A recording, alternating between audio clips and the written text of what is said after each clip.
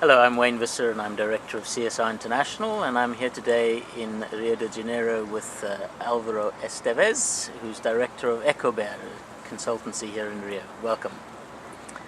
I wanted to just start by asking for your perspectives on sustainability. You've been working in this area now for some time, but you've also got a background that's a little bit more creative in the advertising industry. So what's your views?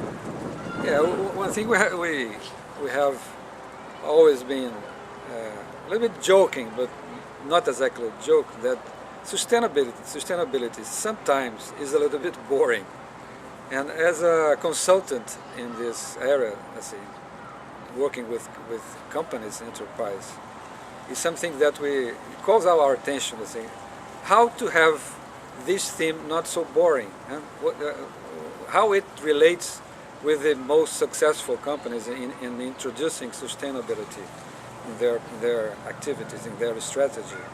And this is, it seems to make sense if we take some examples. I will make some of them, like Natura, which is a cosmetic industry in Brazil, very well succeeded, very well succeeded, even internationally. Now it's going to go outside the country, and they have sustainability in their core business. So I think that this is an important point, and not only to have products which use raw material from Amazon, for instance, like they do, but the important thing is what they learn in the relationship with the people, with the communities who are supplying this raw material. And they are learning a lot. They have been facing problems sometimes, facing some conflicts with these people. But I say, this kind of conflict, it's a learning process for one side. And on the other hand, it keeps really people aware of how important is, how differentiated is this possibility to have this raw material in their product line. So this learning process is something really which I call, and this learning process is, there is some fun in there. There is some, it's a beauty in these findings they have. Mm-hmm. With Banco Real is merging with Santander in Brazil.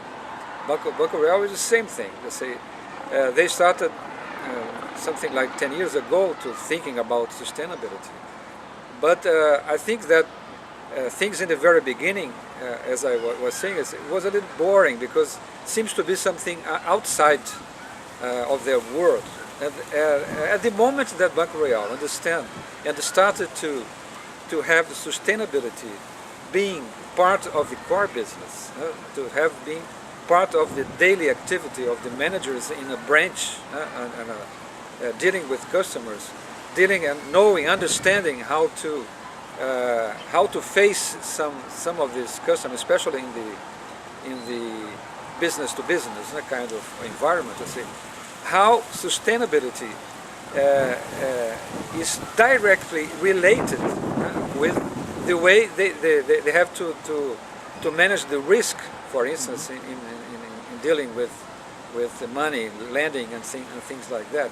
So at this moment where you can have sustainability part of the core business, and it start not to be a boring subject, theoretical subject, being somewhere outside. It's not my my interest. It is not my business. But when it's part of the core business, things change. Not only being less boring, but really being more effective. Let's say this is. And it's not just business that you're working with or that you see is being creative. I know you do some work with an NGO in the favelas. Can you say a little bit about their approach? Yeah, I used to say that also that in this learning process with other parts, let's say that and I defend really the idea of having always this dialogue. All the companies being really stressing this activity to dialogue, to talk with the parts that are somehow impacted or affected by their activities. And I think that it's a matter of having a discussion or have a meeting to talk about something, let's say, innocuous, let's say. I think that when I talk about dialogue, I mean it's really to be open to listen and to understand what the people are saying. And I have a lot of examples of creativity in what I call the entrepreneurship, the social entrepreneurship area, and also the NGOs in particular. They have marvelous solutions, you know, for things. The example I would like to mention is in the education area. For instance, education methodology areas. There is an NGO here in Rio who works with complementing education in favelas, in the slums areas, and we have a lot of them here in the city, unfortunately. But so this work of complementing the study and the education for young children, it's interesting because they develop a methodology really to make possible to use in this education problem, to use a merge from the academic knowledge, the official science, let's say, and how to merge this and put together with the knowledge that is in the day-by-day life in the favelas. Live in a favela is not an easy exercise. People are really fighting, in a sense, fighting for life, and it implies in their own houses and find solutions for water and find solutions for a lot of different difficulties they have there. So it creates a knowledge that you can simply say, well, it's not academic, it doesn't fit, it doesn't work. It's the opposite. You have to use this knowledge and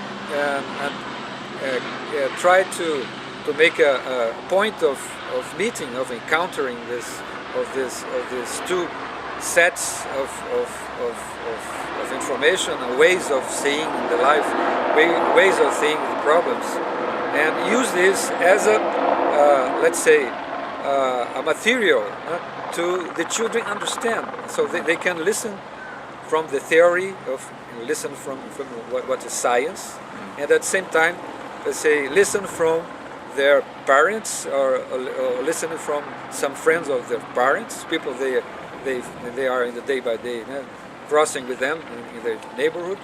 So and they understand that the things make sense when they are together. Mm-hmm. Right now they are working. This NGO is working in a very nice project to develop a methodology to put together exactly different words, to put together, let's say, the need to educate or train the workers for the construction business, which is mostly the construction business. You have not very skilled workers. So how to join this, let's say, to make complement the education of these workers, using their knowledge from, for example, from the favela, the constructions methodology or ways that they used in the favelas, and as a third element, to put sustainable materials, how to be included also in this formula, to put these three things together, and these three things be used as a reference to make these people, have an upgrade in their knowledge, in their information and preparation for the work and for life. Well, that's very interesting, and thank you for being with us today and sharing that. Thank you very much.